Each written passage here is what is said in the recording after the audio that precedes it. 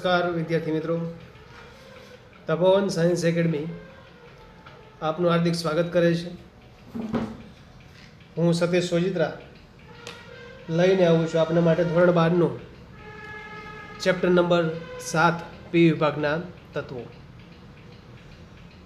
મિત્રો, આગળ એપ્લિકેશન અને સોફ્ટવેરના કારણે આપણે એક થિયરી મિસ થયેલી હતી, જે સૌપ્રથમ આપણે લઈશું। થિયરી નંબર 12 નંબરની થિયરી એવી છે કે નાઇટ્રોજનના ઓક્સાઇડ કેટલા છે, દરેકના નામ, ઓક્સિડેશન અવસ્થા, બનાવટ, ભૌતિક સ્થિતિ અને રાસાયણિક સ્વભાવની ચર્ચા કરો। તો મિત્રો, આપણે જુદા જુદા ઓક્સાઇડના સંયોજન વિશે અને એના સંસ્પંદન બંધારણ વિશે માહિતી મેળવી છે। તો સૌપ્રથમ નાઇટ્રોજનનો ઓક્સાઇડ છે N2O, જેને ડાયનાઇટ્રોજન ઓક્સાઇડ તરીકે પણ ઓળખવામાં આવે। ડાયનાઇટ્રોજન ઓક્સાઇડ ઓક્સિડેશન અવસ્થાની વાત કરીએ તો નાઇટ્રોજનની ઓક્સિડેશન અવસ્થા અહીંયા +1 ચાર્જ ઉપર હોય છે મિત્રો। તો ઓક્સિડેશન અવસ્થા +1 આપણને માલુમ પડશે। એના ઉપરાંત વાત કરીએ બનાવટની, તો એમોનિયમ નાઇટ્રેટ લેવામાં આવે છે NH4NO3।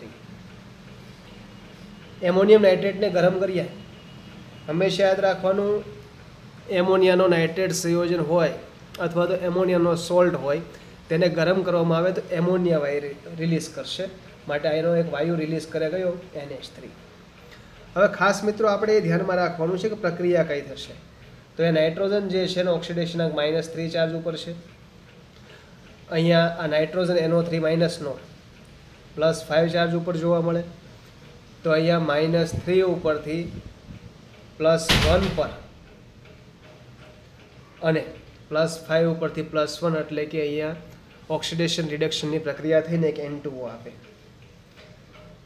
હવે હાઇડ્રોજન ને ઓક્સિજન હોય તેને બેલેન્સ કરવા માટે હંમેશા આપણે શું લખીએ છીએ મિત્રો? H2O।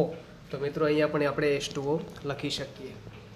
આમ ખાસ આ બાબત એક ધ્યાનમાં રાખવાની છે કે અહીંયા N2O વાયુ એમોનિયમ નાઇટ્રેટમાંથી બને છે, અને આપણે આગળ શીખી ગયા એ પ્રમાણે નાની અથવા તો ઓછી ઓક્સિડેશન અવસ્થા દર્શાવતા સંયોજનો તટસ્થ હોય છે, માટે આ સંયોજન તટસ્થ છે, કારણ કે +1 ચાર્જ છે અને રંગવિહીન વાયુ છે। કેવો વાયુ જોવા મળશે મિત્રો? રંગવિહીન વાયુ સ્થિતિમાં જોવા મળે છે। બીજો નાઇટ્રોજનનો ઓક્સાઇડ, દરેક 2 માર્ક્સનો પ્રશ્ન બને, પૂછી શકાય કે ડાયનાઇટ્રોજન ઓક્સાઇડની બનાવટ, ઓક્સિડેશન અવસ્થા અને ભૌતિક ગુણધર્મો વિશે માહિતી આપો। 2 માર્ક્સનો પ્રશ્ન, તો 1 માર્ક્સ બનાવટનો થાય અને 1 માર્ક્સ અન્ય ગુણધર્મનો કરી શકાય। આમ દરેક નાઇટ્રોજનના ઓક્સાઇડ એ 2 માર્ક્સનો પ્રશ્ન બને, એટલે ખૂબ જ અગત્યના છે। બીજી વસ્તુ, ડાયનાઇટ્રોજન ઓક્સાઇડને હાસ્ય વાયુ તરીકે પણ ઓળખવામાં આવે, લાફિંગ ગેસ। શું કહીશું મિત્રો આને? હાસ્ય વાયુ એટલે કે લાફિંગ ગેસ તરીકે પણ ઓળખવામાં આવે છે। બીજું નાઇટ્રોજનનો ઓક્સાઇડ સંયોજન છે NO, જેને નાઇટ્રોજન મોનોક્સાઇડ તરીકે ઓળખવામાં આવે। નાઇટ્રોજન મોનોક્સાઇડ, અહીંયા નાઇટ્રોજનની ઓક્સિડેશન અવસ્થા માલુમ પડે છે, +2 ચાર્જ ઉપર છે।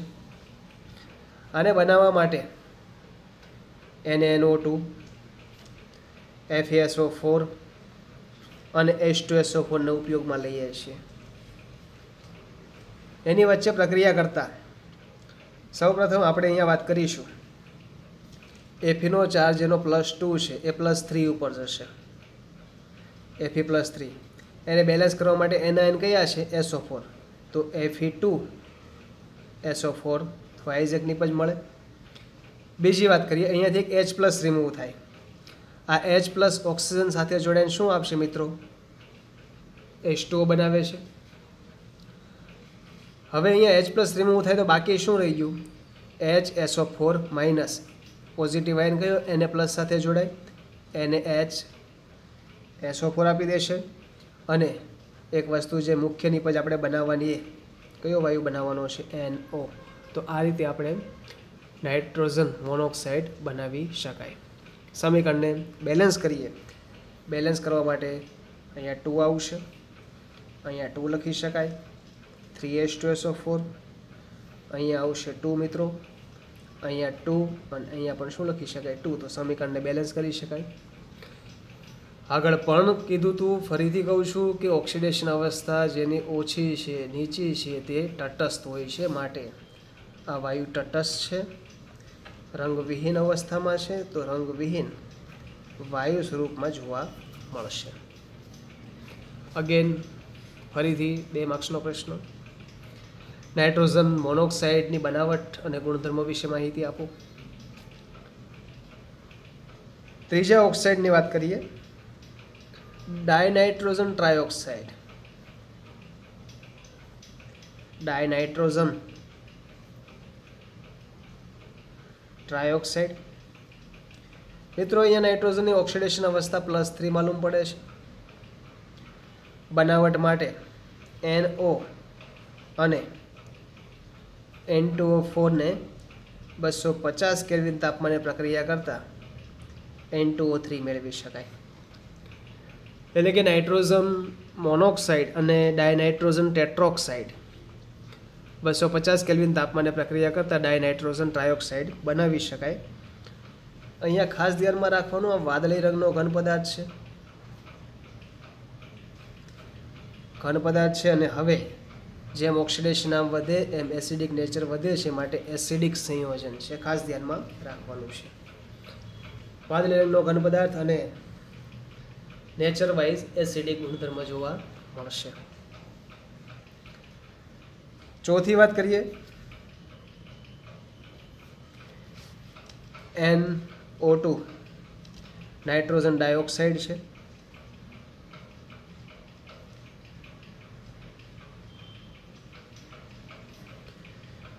અહીંયા ઓક્સિડેશન આની જોવા મળે +4. લેડ નાઇટ્રેટ લેવામાં આવે છે બનાવટ માટે. લેડ નાઇટ્રેટને 673 કેલ્વિન તાપમાને ગરમ કરીએ તો એમાંથી NO2 મેળવી શકાય.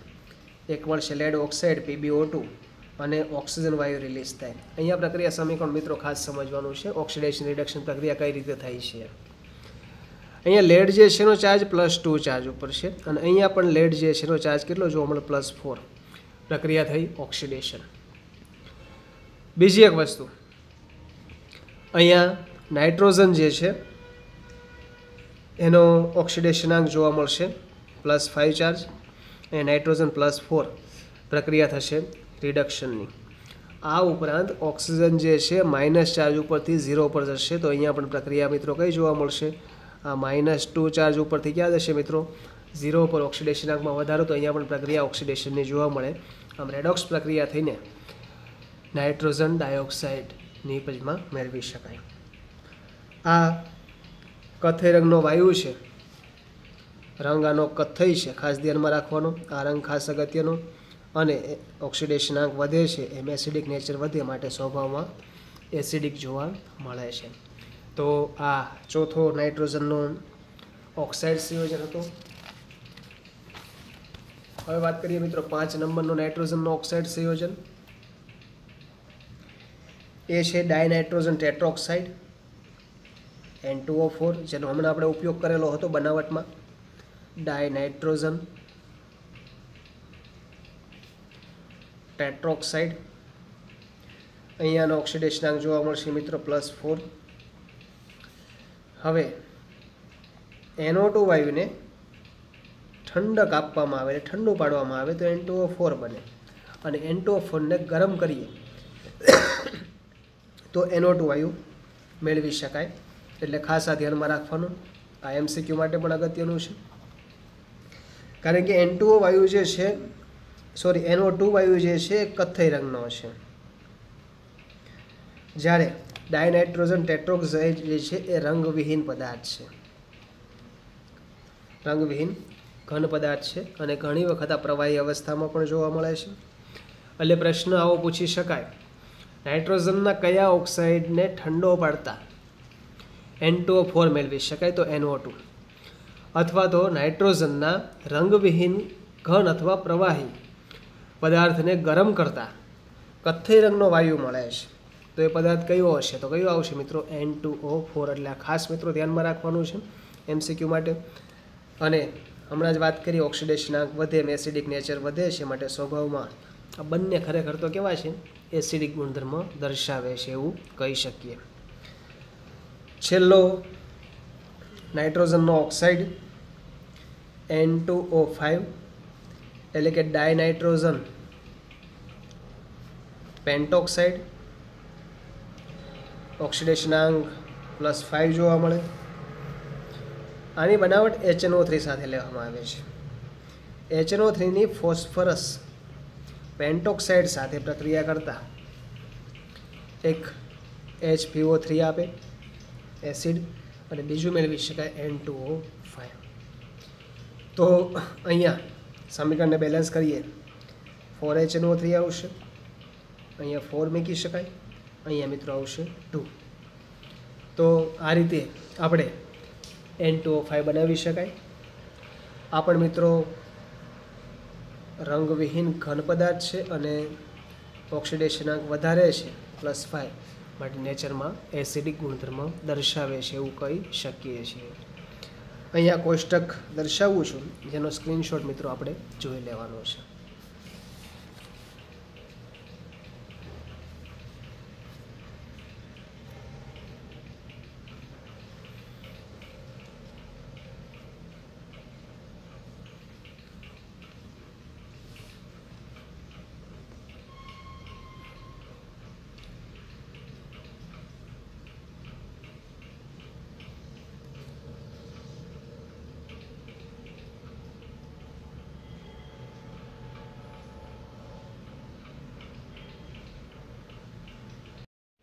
મિત્રો હવે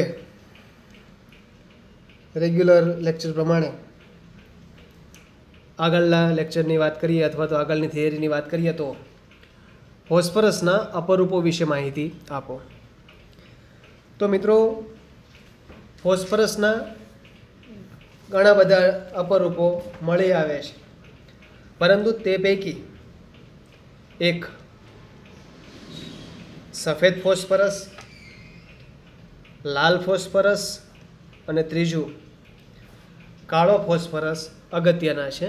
તો મિત્રો આ ત્રણેય ફોસ્ફરસના અપરૂપો વિશે આપણે માહિતી મેળવીશું.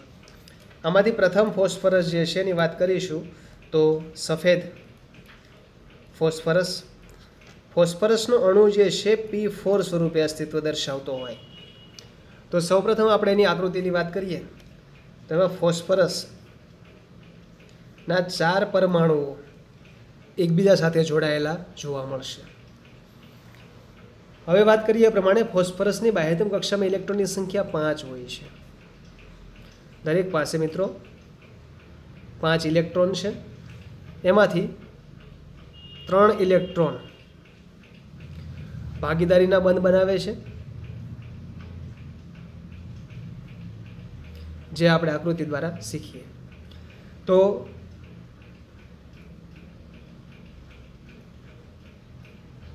આ દરેક ફોસ્ફરસના અણુઓ એકબીજા સાથે આ રીતે બોન્ડિંગથી જોડાયેલા હોય છે, જેમાં બંધ કોણ જે છે એ 60 અંશનો માલુમ પડે છે. ખાસ ધ્યાનમાં રાખવાનો, બંધ કોણ 60 અંશનો માલુમ પડે છે. આ આકાર જે છે ને સમચતુષ્ફલકીય તરીકે ઓળખવામાં આવે. તો સમચતુષ્ફલકીય આકાર દર્શાવે છે. દરેક ફોસ્ફરસ જે છે એનું સંકરણ sp3 માલુમ પડે છે.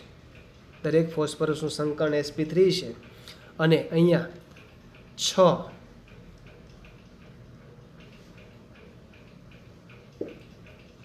ફોસ્ફરસ બોન્ડ, ફોસ્ફરસ બંધ જોવા મળે છે.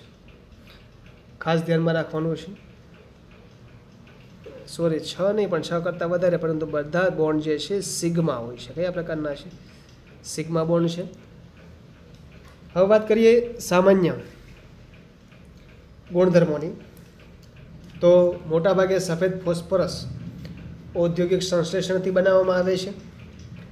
એ ઉપરાંત એ પારભાષક મીણ જેવો પદાર્થ છે.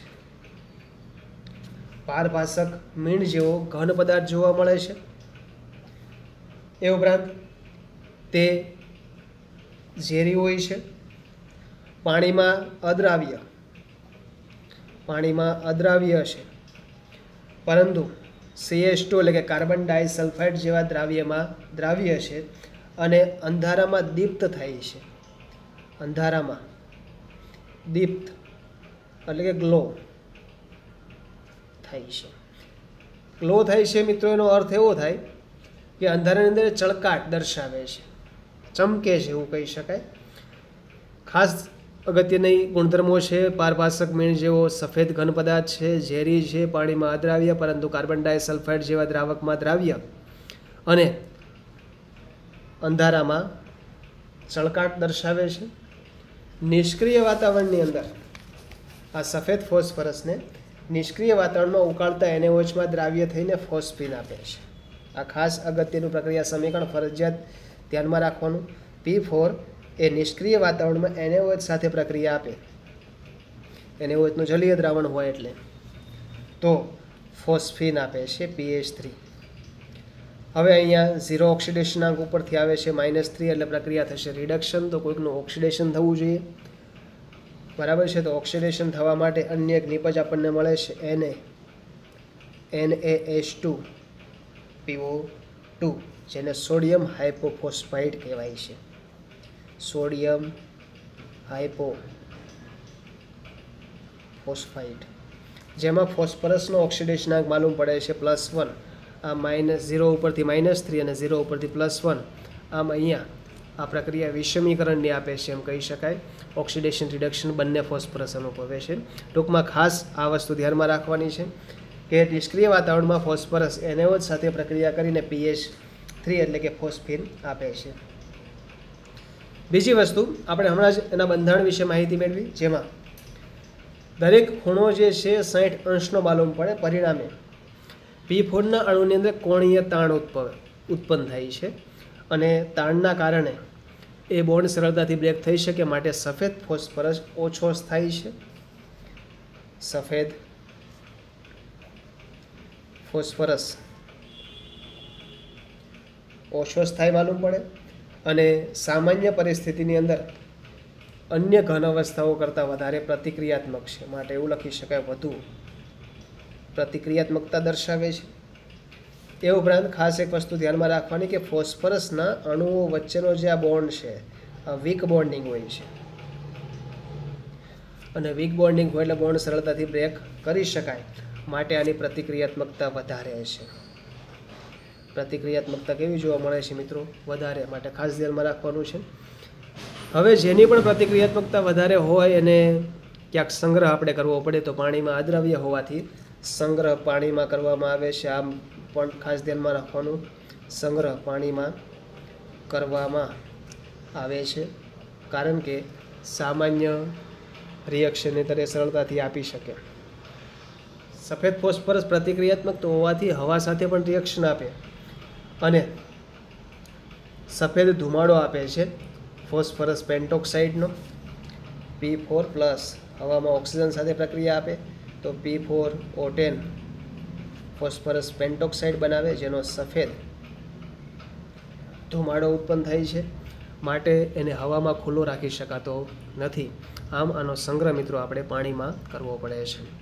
તો સફેદ ફોસ્ફરસ વિશે એટલી માહિતી, સ્ક્રીનશોટ પાડી લેવાનો.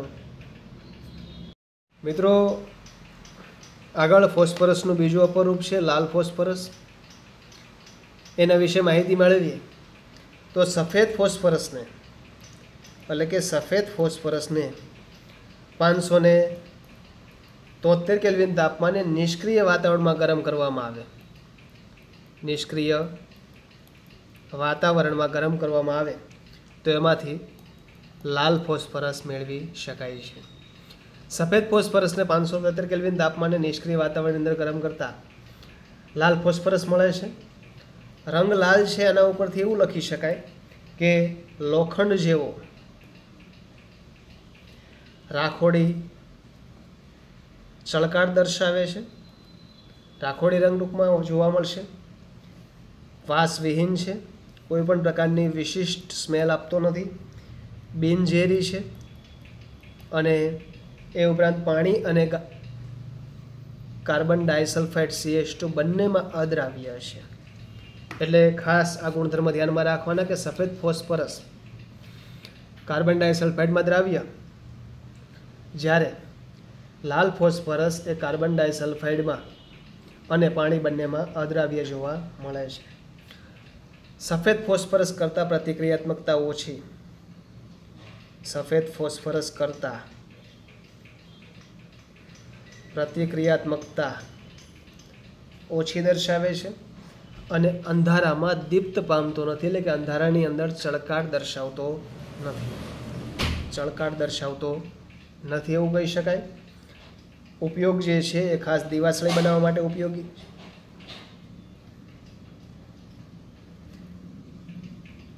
દિવાસળી બનાવવા માટે લાલ ફોસ્ફરસનો ઉપયોગ કરી શકાય.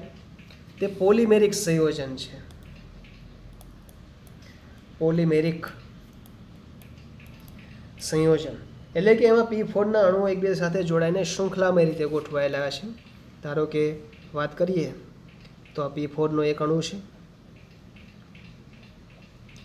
એ જ રીતે આ P4નો બીજો અણુ લઈએ, આ P4નો ત્રીજો અણુ લઈએ.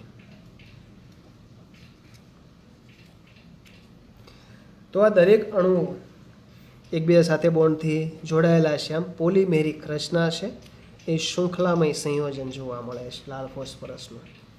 તો લાલ ફોસ્ફરસ સફેદ ફોસ્ફરસને નિષ્ક્રિય વાતાવરણમાં 573 કેલ્વિન તાપમાને ગરમ કરતા લાલ ફોસ્ફરસ મેળવી શકાય. લોખંડ જેવો રાખોડી ચળકાટ દર્શાવે છે. વાસવિહીન બિનઝેરી પાણી અને કાર્બન ડાયસલ્ફાઇડ બંનેમાં અદ્રાવ્ય. સફેદ ફોસ્ફરસ કરતાં પ્રતિક્રિયાત્મકતા ઓછી.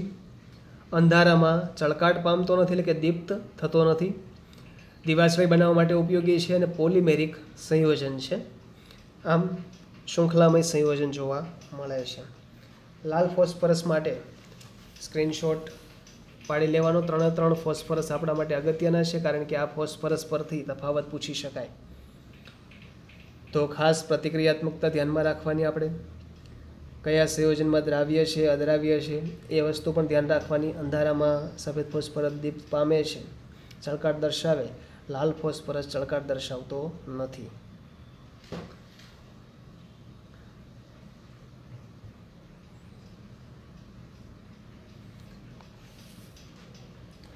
ત્યાર પછીનો ફોસ્ફરસની વાત કરીએ મિત્રો, તો છે કાળો ફોસ્ફરસ.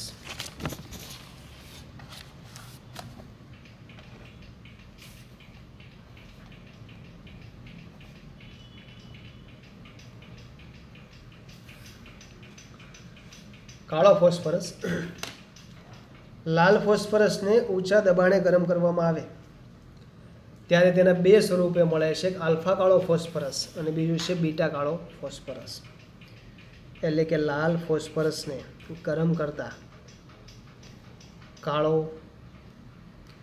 ફોસ્ફરસ મળશે. ઊંચા દબાણે રાખશું. બે પ્રકારના એના સ્વરૂપો છે, આલ્ફા કાળો અને બીટા કાળો ફોસ્ફરસ. વાત કરીએ પેલું આલ્ફા કાળો ફોસ્ફરસની. તો જ્યારે બંધ નળીમાં લાલ ફોસ્ફરસને 803 કેલ્વિન તાપમાને ગરમ કરવામાં આવે, લાલ ફોસ્ફરસ બંધ નળીમાં 803 કેલ્વિન તાપમાને ગરમ કરવામાં આવે ત્યારે આલ્ફા કાળો ફોસ્ફરસ બનશે. ત્યારે આલ્ફા કાળો ફોસ્ફરસ મેળવી શકાય. તેને હવામાં ઉદ્વપાતિત કરી શકાય છે. સ્ફટિકો અપારદર્શક, મોનોક્લિનિક અથવા તો રોમ્બોહેડ્રલ પ્રકારના જોવા મળશે અને હવામાં ઓક્સિડેશન પામતો નથી. એટલે કે અપારદર્શક સ્ફટિક છે.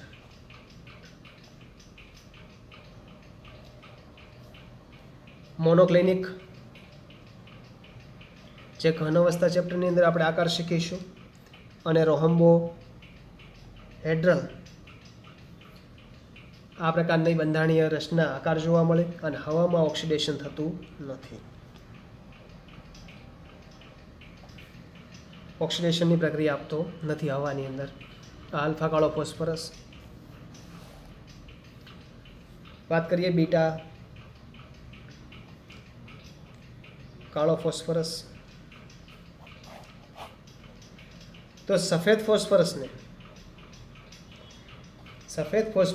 473 કેલ્વિન તાપમાને અને ઊંચા દબાણે ગરમ કરીને મેળવી શકાય બીટા કાળો ફોસ્ફરસ. તે હવામાં 673 કેલ્વિન તાપમાન સુધી બળતો નથી. એટલે કે હવામાં 673 કેલ્વિન તાપમાન સુધી બળતો નથી. એટલે કે એને બાળવા માટે આના કરતાં વધારે ટેમ્પરેચર આપણે આપવું જરૂરી છે. તો આ વાત કરી બીટા કાળા ફોસ્ફરસ વિશે કે લાલ ફોસ્ફરસને ઊંચા દબાણે ગરમ કરતાં કાળો ફોસ્ફરસ મેળવી શકાય. કાળા ફોસ્ફરસના બે અપરૂપો છે, આલ્ફા કાળો, બીટા કાળો. આલ્ફા કાળો ફોસ્ફરસ મેળવવા માટે લાલ ફોસ્ફરસને બંધ નળીમાં 803 કેલ્વિન તાપમાને ગરમ કરતાં આલ્ફા કાળો ફોસ્ફરસ મળશે. અપારદર્શક સ્ફટિકમય છે, મોનોક્લિનિક અથવા રોમ્બોહેડ્રલ પ્રકારના શેપમાં જોવા મળે. હવામાં ઓક્સિડેશન એનું થતું નથી. બીટા કાળો ફોસ્ફરસ મેળવવા માટે સફેદ ફોસ્ફરસને ઊંચા દબાણે 473 કેલ્વિન તાપમાને ગરમ કરતાં બીટા કાળો ફોસ્ફરસ મેળવી શકાય.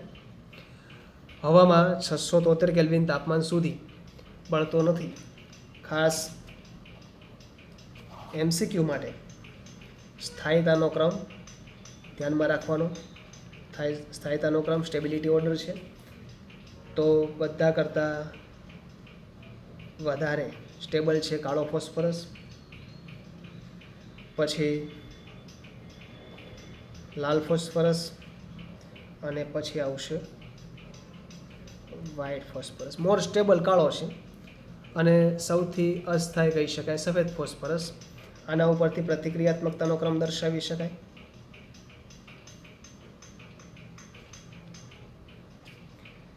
તો સૌથી વધારે પ્રતિક્રિયાત્મકતા હોય છે સફેદ ફોસ્ફરસની, ઝડપથી રિએક્શન આપે. પછી લાલ ફોસ્ફરસને પછી લખી શકાય બ્લેક કાળો ફોસ્ફરસ. આ પ્રતિક્રિયાત્મકતાનો ક્રમ એમસીક્યુ માટે ધ્યાનમાં રાખવાનો.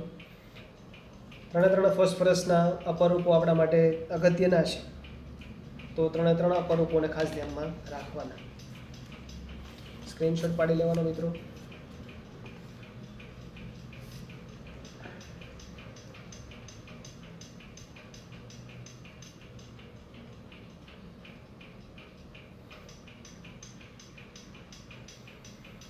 આના ઉપરથી કેટલાક હેતુલક્ષી પ્રશ્નો છે જે પણ આપણે સોલ્વ કરવાના છે.